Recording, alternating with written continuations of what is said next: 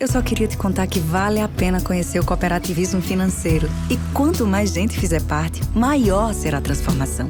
Vem saber mais. Tem explicação. Mais que uma escolha financeira. Sicoob. Conheça a plataforma Procafé, a plataforma de conhecimento especializada em cafeicultura. Nela, você vai aprender através de cursos desenvolvidos pelos maiores especialistas do mercado cafeeiro.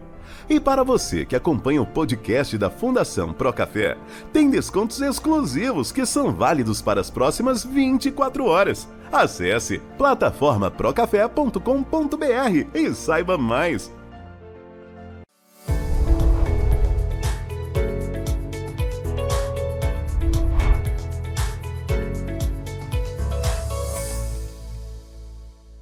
Começando mais um episódio do podcast Procafé, eu sou o Alexandre e estou aqui com o Alisson novamente.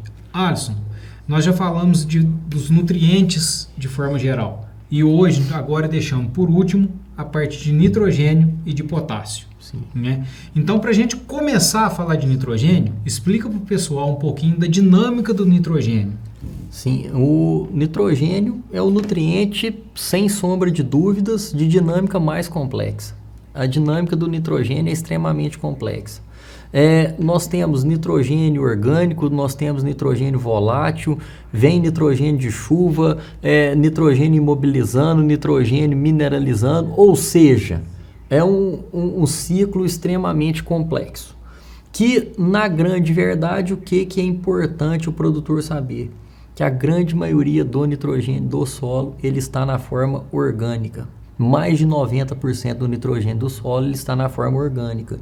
E esse é o principal motivo pelo qual nós não fazemos análise de solo de nitrogênio. A análise de solo nós realizamos com potássio, cálcio, magnésio, boro, zinco, ferro, cobre, manganês, mas nitrogênio não. O que vem na análise de solo? Matéria orgânica, teor de matéria orgânica, teor de nitrogênio não. Por um motivo muito simples. O nitrogênio que sairia na análise de solo de hoje é diferente amanhã, é diferente semana que vem, é diferente o mês que vem. Porque nós temos um processo no solo de mineralização e imobilização que é constante. O que eu quero dizer com mineralização e imobilização? O nitrogênio passando da forma orgânica para a forma mineral, isso chama-se mineralização, e o nitrogênio passando da forma mineral para a forma orgânica, isso chama-se imobilização. E como esse processo é muito dinâmico no solo, então nós nunca vamos ter uma resposta em análise de um teor de nitrogênio exato. Aí eu imagino que vou colocar fertilizante nitrogenado em determinada dose. Aí vem a chuva e coloca de 10 a 40 kg de N por hectare por ano. Vem um solo com maior teor, com maior quantidade de micro-organismos e o ciclo do nitrogênio é muito mais rápido, muito mais ágil, disponibilizando mais, mineralizando mais a matéria orgânica. Eu vou para um local mais quente, esse ciclo do nitrogênio é mais rápido. Eu vou para um local mais frio, esse ciclo do nitrogênio é mais lento. Então, assim, colocando todas essas situações para explicar para o produtor por que a adubação nitrogenada se comporta de forma tão diferente em lavouras diferentes. Alisson, uma coisa muito importante que muito se debate é quantidade da adubação nitrogenada, né? Tem alguns que defendem dose maior, outros uma dose não menor, mas uma dose mais equilibrada, digamos assim, e no final a adubação em equilíbrio. Sim. O fato a gente precisa de 6,2 kg de N para produzir um saco de Produzir café. e vegetar uma saca de café. Precisa de 6,2 kg de N. Não adianta a gente querer jogar 8 que não vai mudar, não adianta a gente querer jogar muito menos e achar que vai dar certo também não. A primeira coisa que nós temos que falar disso daí, né, Xande? Antes de dose, é a fonte. Sim. Né? Tem fonte que eu posso ter uma perda maior, eu tenho que fazer um ajuste. Onde a perda é menor, eu posso trabalhar mais perto do limite do 6,2. Então, Alisson, vamos lá. Primeiro, quais as fontes mais usadas? Nós temos aí, basicamente, né, nós temos a amídica, que é a ureia, a nítrica, que é do nitrato de amônio, e a amoniacal, que é do sulfato de amônio e nitrato de amônio. Porque às vezes o pessoal fala nitrato, mas esquece de completar. É nitrato de amônio. O nitrato de amônio, 50% é nítrico e 50% é amoniacal. Então, o nitrato de amônio, ele é nítrico e amoniacal, ele tem as duas fontes. No final das contas, o nitrogênio vem do ar. A maioria do ar atmosférico é composto por nitrogênio. Nós precisamos de uma fonte de H2 para fazer o NH3. Essa fonte de H2 hoje é o petróleo, né? Poderia ser, num futuro, que a gente sabe que o petróleo é uma fonte finita, hidrólise da água, pode vir do nafta, então tem outras fontes de H2, mas hoje a fonte H2 é o petróleo. Feito o NH3, quando esse NH3 é combinado com ácido sulfúrico, nós fazemos um sulfato de amônio. Combinado com ácido nítrico, você faz um nitrato de amônio. Combinado com CO2, você faz uma ureia. E combinado com ácido fosfórico, você faz MAP e DAP. Essas são basicamente as fontes de nitrogênio. MAP e DAP é muito mais uma fonte de fósforo que uma fonte de nitrogênio, devido à quantidade de nitrogênio pequena que ela tem e grande de fósforo. Então, por isso que a gente resume na nítrica, na mítica, da ureia e na amoniacal do nitrato de amônio e sulfato de amônio. Essas são as fontes básicas. Falando em aproveitamento, né? A fonte que mais perde por volatilização, né, é a ureia. A nitrato de amônio. No Brasil, hoje, os estudos que tem, o professor Favarin fez um estudo muito legal, tem isso publicado, as fontes nítricas, a perda por lixiviação no Brasil é muito pequena. Praticamente inexiste lixiviação de nitrato, porque por mais que chova, o nitrato movimenta 5 centímetros a cada 100 milímetros de chuva num solo argiloso e 15 centímetros a cada 100 milímetros de chuva num solo arenoso. E vamos pensar o seguinte, que se tiver 100 milímetros de chuva, para ele descer 15 centímetros, nós ainda estamos supondo que nesse caminho ele não foi absorvido. Ainda tem esse porém. Ainda tem esse porém. Então, lixiviação de nitrato, praticamente, ela inexiste nas nossas condições de solo brasileiro. Tá? Então, assim, quando nós estamos pensando em sulfato de amônio, nitrato de amônio, nós trabalhamos mais próximo desses 6,2. E quando nós estamos pensando em ureia, aí nós temos que acrescer a esse 6,2 10, 20, 30%. Quando é 10, quando é 20, quando é 30%? Vai depender da minha condição de aplicação. Eu tenho condição de aplicar chovendo? Tenho. Então, minha perda da ureia é 0. Eu não tenho condição de aplicar chovendo, mas a minha área é pequena e eu consigo aplicar logo após uma chuva, eu consigo aplicar muito próximo de estar chovendo, baseado em previsões de chuva, aí eu vou trabalhar lá com meus 10%. Mas, Alisson, a previsão de chuva que nós estamos falando dessa da ureia é aquele produtor pequeno que está batendo o olho e vendo a chuva. E vendo a chuva vir. Então, vamos resumir a ureia. A ureia pura, simples, hoje, ela é usada o quê? O pequeno produtor nessa situação, que ou está chovendo, ele está lá de capa do bando, ou ele está ali, a área dele é pequenininha e está vendo a chuva chegar, ou uma fertirrigação. Sim. O que é a opção? O que é uma opção boa para a ureia hoje? São as ureias protegidas. Aí isso aí que eu ia falar. Vamos mudar agora. Agora nós vamos para a ureia protegida, porque aí mudou a situação. Muda a situação. A ureia protegida é uma tecnologia boa, funciona muito bem. A única coisa que eu sempre falo e sempre vou falar, que ela não pode custar o preço de nitrato. Porque ela não é nitrato. Só isso. Ela não tem, ela não aguenta esperar a chuva igual o nitrato. Igual o nitrato aguenta. O nitrato, a perda, vamos pôr que é uma perda 0. A ureia protegida, ela vai aguentar de 7 a 14 dias. Legal. Num período chuvoso, é raro que não chova nesse período de 7 a 14 dias? É raro. Mas nós estamos passando por isso agora. Algumas situações, alguns produtores essa chuva ela está falhando esses 7 a 14 dias aí. Infelizmente isso está acontecendo. Então tem que ficar sempre atento, mas é uma tecnologia que funciona muito bem. As ureias que vêm aí nos coatings, a ureia de metileno, perfeito, funciona muito bem, são tecnologias ótimas, são excelentes tecnologias, também funcionam muito bem. As ureias com coatings, a ureia de metileno, tem perda? Não tem também.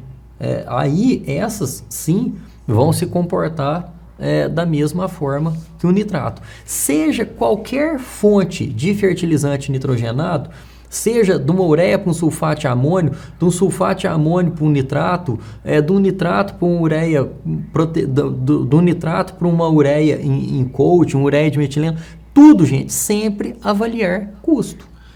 Isso daí que eu ia falar. E o produtor, muitas vezes, ele fica meio perdido nessa avaliação de custo. O custo que a gente fala para vocês avaliarem, pessoal, é o ponto de N.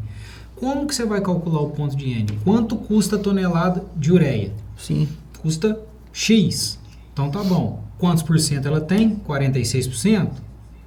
Sim. E aí você vai calcular o ponto de N, então. Você vai pegar aquele preço. O valor mais o frete, que é importante isso. Tem que levar o frete. O valor, posto em casa. O valor mais o frete dividido pela quantidade de nitrogênio que tem a fonte. Isso. Então, por que a gente coloca mais o frete? Porque, exemplo, né, às vezes você faz uma conta por ponto a ponto de nitrogênio do nitrato com ureia protegida e às vezes o nitrato ganha disparado, mas só que ele tem 33% de nitrogênio. A hora que você joga o frete, muda muito isso. Muda daí. Muito. O caminhão de ureia leva muito mais nitrogênio para a tua propriedade do que o caminhão de nitrato. Então, você tem que fazer a conta de preço do fertilizante mais o frete dividido pela quantidade de nitrogênio que aquele fertilizante tem. Então, feito isso, aí você vai ter base para escolher qual fonte você vai comprar. Qual fonte te dá o melhor custo-benefício. Não é nem só custo, porque se você pensar em custo, né, custo-benefício. Porque em custo a ureia ganha sempre, precisa nem fazer conta. Ureia branca ganha sempre. Mas eu acho que a ureia branca tinha até de sair desse cálculo nosso, né, Adson? Não, é um negócio... Vamos pensar de ureia protegida e vamos de liberações lentas. E vamos lentas, na prática do negócio, né, Xande? Vamos na prática. Alisson, como que você faz? Com 20% de diferença no preço, eu nem olho para a ureia branca. 20% eu viro a cara para o nitrato e vou nele. Porque eu tenho certeza que a ureia branca, na situação do médio produtor aí acima de 50 hectares de café, ele perde mais de 20% com ureia na média das adubações. Eu não estou falando em uma adubação. Na média das adubações, ele perde mais que 20% de nitrogênio com ureia branca. Nós já pincelamos então sobre as fontes, como escolher a melhor fonte custo-benefício, como fazer o cálculo do ponto de N. Sim. E agora vamos então para uma parte que costuma gerar uma polêmica, que são as quantidades. Sim. Né? E que mais nem sempre é melhor. E no caso do nitrogênio, mais muitas vezes é um tiro no pé. Mais é menos. Por quê? Porque às vezes com mais nitrogênio você tem mais doença, menor produtividade, ainda tem um controle ainda fitossanitário que você tem que ficar gastando. Sim. Né? Sim. Então existem diferenças dentro às vezes da própria propriedade, dependendo do tamanho. Sim. E de região para região. Sim. Né? Sim. A dose de nitrogênio é muito simples. Nós precisamos de 6,2 kg de nitrogênio para produzir e vegetar uma saca de café. Né? Nesses 6,2 kg de N, eu gasto 2,6 para produção, ou seja, para mandar embora da lavoura, 2,6, e 3,6 é para vegetação, ou seja, o nitrogênio é um nutriente que eu gasto mais para vegetar do que para produzir.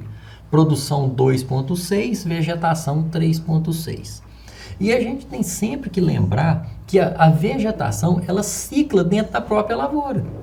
A partir do momento que eu não colho folha, não levo essa folha embora, eu não colho galho, não levo esse galho embora, então todo o nitrogênio que está na parte vegetativa da lavoura, ele vai cair no chão e vai retornar novamente na forma de nitrogênio orgânico, retorna para o ciclo e volta para a planta. Então o que realmente está saindo da lavoura via fruto, né, ali casca, semente, o que está saindo da lavoura é 2,6 kg de nitrogênio. Como que nós calculamos? Nós calculamos por uma produtividade média. Uma lavoura com produtividade média de 40 sacas por hectare, 40 vezes 6,2, nós precisamos de 248 quilos de N livre para a planta. Independente de perdas, independente de tudo, eu preciso de 248 quilos de N livre para a planta. Mediante isso, com tudo que nós dissemos de fontes, eu vou fazer os meus acréscimos de acordo com cada situação. Para essa produtividade média de 40 sacas por hectare, nos anos de produção maior, nós temos usado aí na casa de 300, 350 quilos de nitrogênio por hectare. No ano que essa lavoura vem com a carga mais baixa, ou seja, no ano de esqueletamento, que ela está vegetando, nós utilizamos aí em torno de 250 a 300 quilos de nitrogênio, a depender de cada situação. O que é a depender de cada situação? Se é um local mais frio, mais quente, se é um local mais alto, mais baixo, se é um local onde eu tenho um solo com maior teor de matéria orgânica ou menor teor de matéria orgânica, se é um solo que eu tenho uma maior atividade microbiana ou uma menor atividade microbiana, em cada situação dessa eu vou mexer nessa dose de nitrogênio, podendo em situações de pontos muito baixos de lavoura, onde é muito frio, onde nós temos muito problema de doenças fúngicas, foma, antracnose, o coletótrio ali, né? Nós chegamos até a reduzir esse nitrogênio para 200, 150, depende de cada situação, porque nesses fundos frios a produtividade também ela é menor.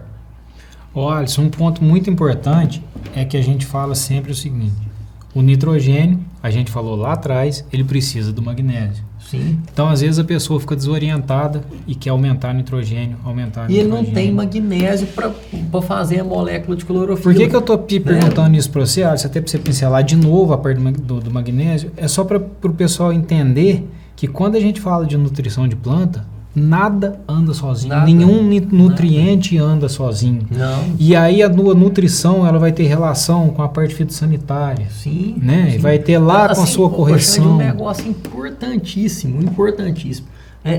O dimorfismo de gemas, né? Que a gema seriada lá da lavoura, ela pode diferenciar vegetativamente, produzindo folha, ou reprodutivamente, produzindo flor, consequentemente fruto.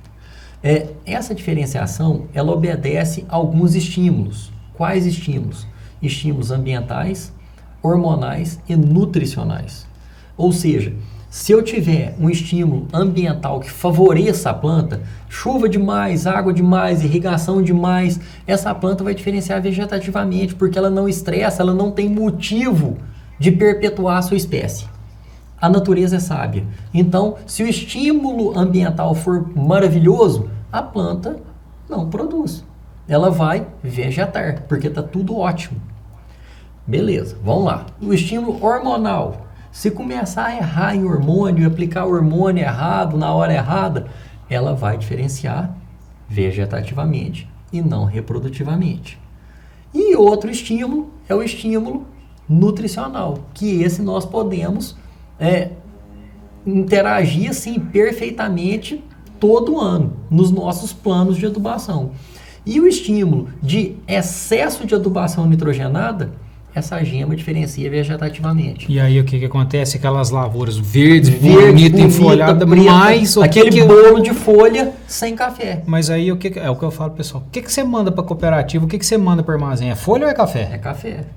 Então, isso, Xande, aonde que é o lugar, assim, clássico disso acontecer e da gente ver isso. São lavouras grandes, um talhão grande, que ele começa no alto da fazenda e vai até no fundo. A parte do fundo. A parte do fundo produz menos, porque é mais frio, tem amplitude térmica maior, e ele faz a mesma adubação no alto e no fundo. E isso, o que vai acontecendo? No fundo, o fundo vai ficando cada vez menos produtivo. E às vezes, na vontade de acertar, o que o produtor faz? Esse fundo está produzindo pouco, eu vou adubar mais. Aí a hora que ele aduba mais, ele reduz ainda mais a sua produtividade, porque vai aumentar o teor de nitrogênio, aí a gema vai diferenciar para a folha e não para a flor. E aí essa planta ela vai chegando num ponto que ela vai embatumando, ela vai tudo, você só corrige de uma forma, podando. E conseguindo arrumar. E uma coisa... Podando e reduzindo nitrogênio para o futuro, isso. Porque senão vai voltar na mesma situação. Então, o que eu ia falar é isso, Alisson, do reduzir o nitrogênio no futuro pelo seguinte: colocar adubo na minha lavoura, eu coloco a hora que eu quero. Sim. Eu posso passar com o meu trator fazendo hoje. Se da semana que vem eu quiser colocar de novo, eu coloco. Sim. Mas o tirar eu não tiro. Depois que eu coloquei ali, já era. Já era. Então, o que o produtor pode ficar atento? É mais fácil qualquer coisa, se eu identificar o problema, eu reduzo. Se minha planta pedir, eu ponho. Se ela não pedir, tá tudo certo. Tá tudo certo. Agora, se eu coloquei a mais, não tenho o que fazer. Não tenho o que fazer. Já era. É exatamente isso. Esse é o problema. E ainda mais o nitrogênio que nós estamos falando, que você colocou ali ele para a planta, teve uma chuva e tudo, é rápido para ela absorver, né? No congresso agora, falando em dose, né, no congresso agora teve um trabalho importantíssimo do Cantarella. Eu achei, para mim, da área minha de adubação, de fertilidade do solo, nutrição de plantas, da minha área, para mim foi o trabalho campeão do congresso. Não tem dúvida disso. Mostrando, fazendo analogia de diversos trabalhos.